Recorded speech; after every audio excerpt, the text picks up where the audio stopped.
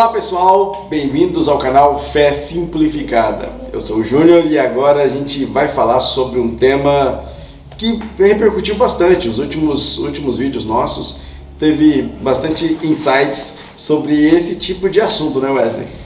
As pessoas querem saber se existe pecado sem perdão. Nós vemos que Deus é amor, que quando você se arrepende há o perdão, mas se existe algum pecado em que Deus não perdoa. E antes, Júnior, de você responder essa pergunta baseado na Bíblia, na Palavra de Deus, de forma simples, pessoal, não estranhe se tiver um leve fundo musical do Roberto Carlos. Não somos nós aqui hoje, nada contra, mas os vizinhos hoje resolveram ouvir Roberto Carlos. Tá bom, então ouvindo o rei Roberto Carlos aqui. Bom, ao som de Roberto Carlos, vamos responder essa questão. Existe pecado sem perdão? Nós falamos já sobre pecadinho, pecadão, falamos sobre tudo quanto é coisa imaginária até agora, né? Bastante coisa. Só que sempre no meio dos vídeos acontecia desse questionamento aparecer, tanto aqui entre nós conversando, quanto das pessoas comunicando com a gente. Existe algum pecado que Deus diz, não, esse não dá. Esse, infelizmente, vou ter que riscar sua senha. Você vai direto falar com o Lula. Fala com o Lula embaixo, que não vai dar não. Senta ali naquele banquinho. Será que existe esse? Bom, olha o que a Bíblia diz sobre isso, tá? A Bíblia fala de todo aquele que vira Cristo, ele de modo nenhum lançará fora. Ele fala que Deus vai trazer pessoas a Cristo. Ele fala sobre como nós nos arrependendo e Cristo aceitando-nos e morreu na cruz por isso.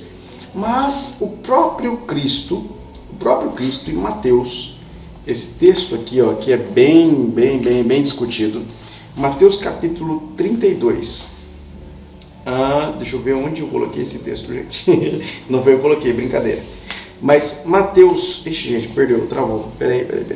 Enquanto o Júnior procura, pessoal, você tem dúvida sobre qualquer tema que você gostaria que o Júnior respondesse baseado na Bíblia, aqui, deixe o seu comentário aí embaixo e nós vamos ler para você. Gente, a minha Bíblia deu uma pavor aqui. Deu um branco. Você atualizou? Deu F5? Deu F5 aqui. Mateus capítulo 12, versículo 31. Eu estava com Marcos na mente, Marcos 3. Também fala sobre esse texto. Diz assim: portanto eu vos digo, toda espécie de pecado e blasfêmia se perdoará aos homens, mas a blasfêmia contra o Espírito Santo não será perdoada aos homens. Não será perdoada aos homens. E aí entra o próprio Cristo dizendo isso. Existe então, portanto, um pecado chamado blasfêmia contra o Espírito Santo que não tem perdão, que não será perdoado. Cristo chega a dizer que até a blasfêmia contra o Pai e contra o Filho é perdoada, mas contra o Espírito Santo não. E aí, virou um rebuliço entre os teólogos tentando entender o que seria essa blasfêmia contra o Espírito Santo. Será que se eu disser que as coisas que eu vejo como do Espírito não são do Espírito, já seria uma blasfêmia? Será que se eu xingar o Espírito Santo, isso já seria uma blasfêmia e, portanto, abre um buraco direto para o ínfaro? Será? Aí começou-se uma grande discussão entre os teólogos sobre isso. De forma em consenso, o que se chegou analisando a Bíblia como uma posição mais provável de que fosse identificar essa ideia de blasfêmia contra o Espírito Santo, quem traz essa elucidação, essa luz para isso, é o apóstolo Paulo. Apóstolo Paulo não, desculpa gente, é o escritor aos Hebreus, porque tem gente que diz que quem escreveu Hebreus foi o apóstolo Paulo, desculpa aí. Mas é o escritor aos Hebreus. E o escritor aos Hebreus, ele vai esclarecer isso de uma forma bem interessante. Ele vai dizer que pessoas que uma vez sendo iluminados, tendo acesso a todo o espaço, tudo aquilo que o Espírito Santo proporciona, tendo a mente aberta para a relação com Deus, e que volta atrás,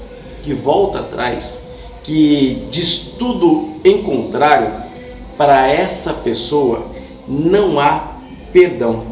E aí, Hebreus capítulo 6, gente, versículos 4 a 6, olha só o que diz. Porque é impossível que os que uma vez foram iluminados e provaram o dom celestial, e se fizeram participantes do Espírito, e provaram a boa palavra de Deus, e os poderes do mundo que há de vir, se eles caírem, sejam outra vez, é impossível que sejam outra vez renovados para arrependimento, visto que eles de novo, olha só o peso dessa mensagem, de novo, crucificaram para si mesmo o Filho de Deus, expondo-o a uma vergonha aberta. Portanto, este texto nos fala de um fenômeno chamado apostasia, que é você ter a mente iluminada, viver Deus, conhecer Deus, ter relação íntima com Deus e com o seu Espírito, e tomar uma atitude de vida totalmente contrária, dizer que é tudo o contrário. E você está colocando Cristo de novo na cruz. Você está indo contra toda a obra que o Espírito Santo realizou desde o início da história, providenciando, modificando a história para que Cristo viesse e nos redimisse. E quando isso acontece, a sua mente está em um estágio em que não tem mais retorno. É o caso do diabo. Por que Deus não perdoou o diabo? Por que não há possibilidade de Deus perdoar o diabo? Porque ele já está neste nível de apostasia.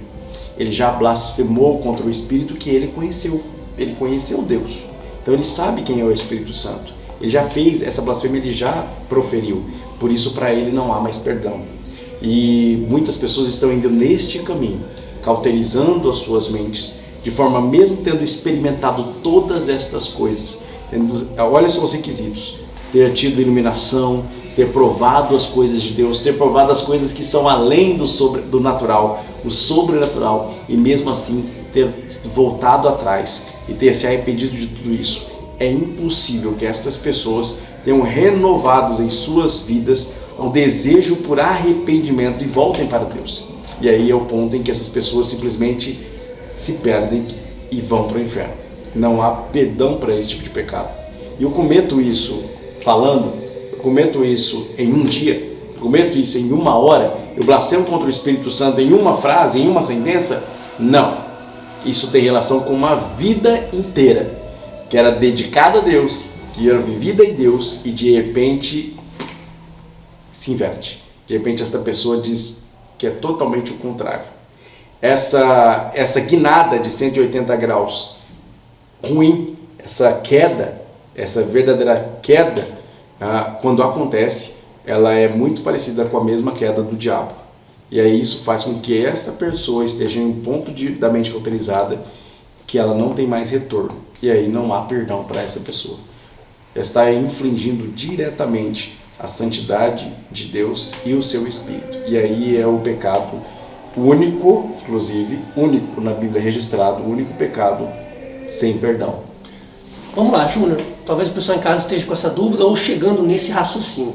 Então eu posso dizer que esse pecado contra blasfemar contra o Espírito Santo, ele não é um pecado instantâneo, momentâneo, impulsivo. Eu estou aqui, de repente eu falo alguma coisa.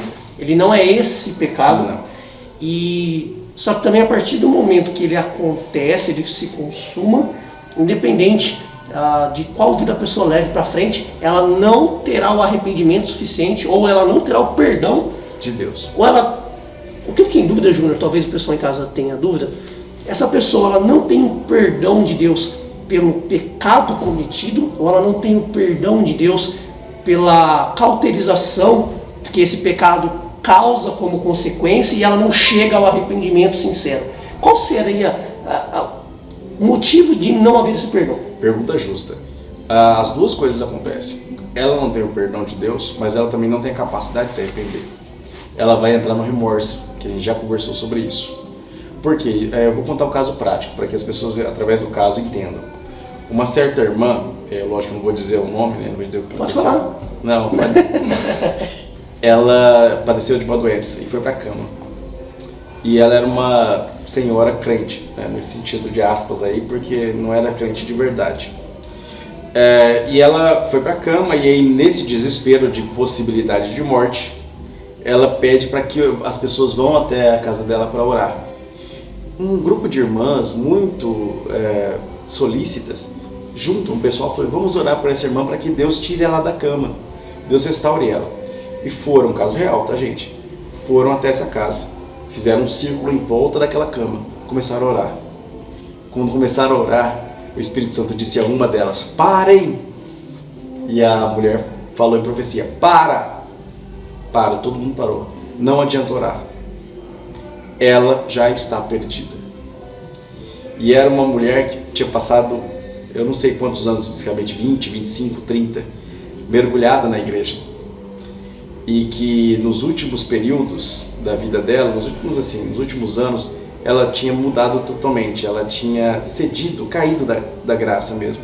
Ela tinha cedido a um sentimento de contrariedade, tinha negado tudo que ela tinha vivido, negado tudo que ela participou como sendo de Deus. E na verdade atribuía a obra que era de Deus à obra do diabo.